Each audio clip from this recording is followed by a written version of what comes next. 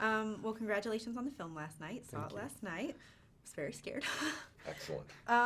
Tell me the basic story of Sinister 2 and how it continues with the Bughuul legend and its impact. Well, yeah, I think you'd be better answering that one. The basic premise is we've caught up. We're after the events of the first movie. Deputy So and So, who we still keep unnamed, is has figured out what's really going on to a certain extent. He actually has proven, as he proved in the first movie, to be a much better investigator than our protagonist in the first movie.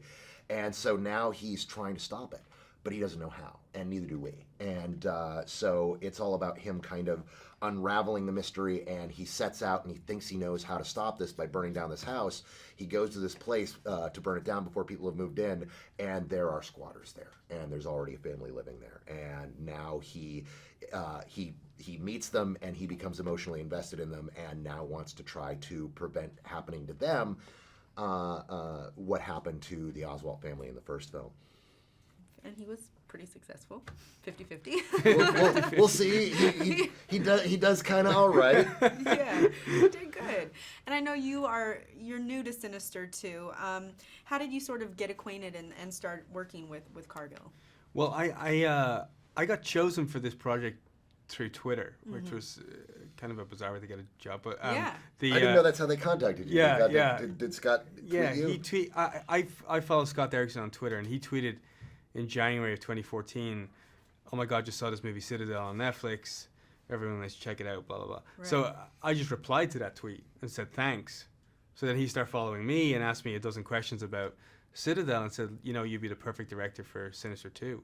And I think a couple of the reasons why he thought that, and to sort of answer your question, was I think aesthetically, there was a similarity between Citadel and Sinister, and I think as well the fact that I'd, cut my teeth working with kids on Citadel, and that obviously was a huge proponent of this movie. Right. And then were you a fan of the first film? I mean, or when you make sort of a part two, is there have to be a sort of correlation or? Well, you have to be a fan of it. Yeah, okay. It's like, I remember seeing Sinister. Sinister premiered, I think, the day before Citadel at South by Southwest.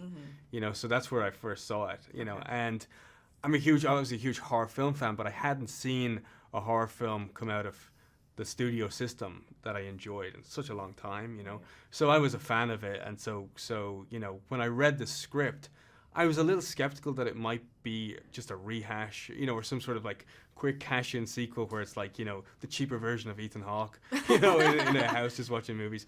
But what surprised me was the fact that this expanded upon the mythology and showed you, a part of it that presumably happened in the background of the first movie, but Right. now we're seeing it unfold, which is the story of the kids and how they get ordained, into being a disciple of Bughuul. That's very religious, but yeah. I mean, and there were some very intense, scenes in the film with the kids' stories. Was there ever a point when you guys were making this film that you were like, maybe we should tone it down a little bit? Not in a Sinister movie. No, the whole point of Sinister movies is that we don't tone it down. Yeah. Is that and that was, in fact, that was on the first movie, we wrote it to be PG-13. Okay. And, there's very little blood. There's no nudity. There's no sex. We didn't write any swearing. Ethan added all the swearing for us, which was wonderful. And the MPAA looked at it and said, this is too scary. Like, you played by the rules. You should be PG-13, but no, kids can't see this. It's rated R. So in making this one, we were like, well, we did all this diabolical stuff the first time, and people dug it. So we can just kind of go nuts with this, and we're going to get an R rating anyway if we do it right. So let's go all out. And so, no, we never pulled back and never said, yeah, this is too much. Yeah, I mean, I can't imagine how kids would see it because I'm 30-something years old and I had my hands over my eyes. Were there any creepy things that sort of happened on set while filming this film? Creepy, no. No, not creepy. I mean, there was a lot of laughing on set, Uh-huh. because you're working with kids and stuff. The scariest thing that happened was I got bitten by a brown recluse spider. and almost lost my leg. But besides that, Oh my goodness. They're awful, terrifying spiders. They're literally. I was telling him earlier that is my greatest fear, is getting bit by one of those. So if you don't get it treated right away, if somebody doesn't recognize what it is, it's necrosis and it rots away at the area. And fortunately, the set medic identified it right away and said, "We got to get you to the hospital." And they got him there in time. And he is still with us today, leg intact. Thank goodness. yeah, I mean, it's funny because it was the same day we had the wolf spider on set. There's a scene with the wolf spider, which is a pretty big spider. And when I assumed it was that it just gotten out, you know. Right. But then somebody showed me, a brown recluse. I was like, it's quite small, you know. So Oh my goodness. Okay, so nothing too crazy happening off. nothing too crazy During other set. than that. Yeah. And then talk to me a little bit about working with the boys, the twins. I mean, they were pretty fantastic in the Yeah. role. Yeah. Oh, yeah. they're great. Yeah. Yeah. Yeah, no, they were a terrific find because we sort of I remember the script initially spoke of identical twins, and I knew that coming off of Citadel how hard it is to find one good kid actor, but to find not only two but identical twins was going to be if we had maybe a year to search the globe, we might find the perfect actors. So I knew we wouldn't have the time to sort of use one good kid actor and put him in a different costume and shoot him two ways. Right. And I knew we wouldn't have the budget to do a kind of a, like an Army Hammer and Social Network thing where you make two out of the one guy. So I said to the guys, like, is there any way you consider just making these brothers and we'll just get two good kid actors? And we were like, no.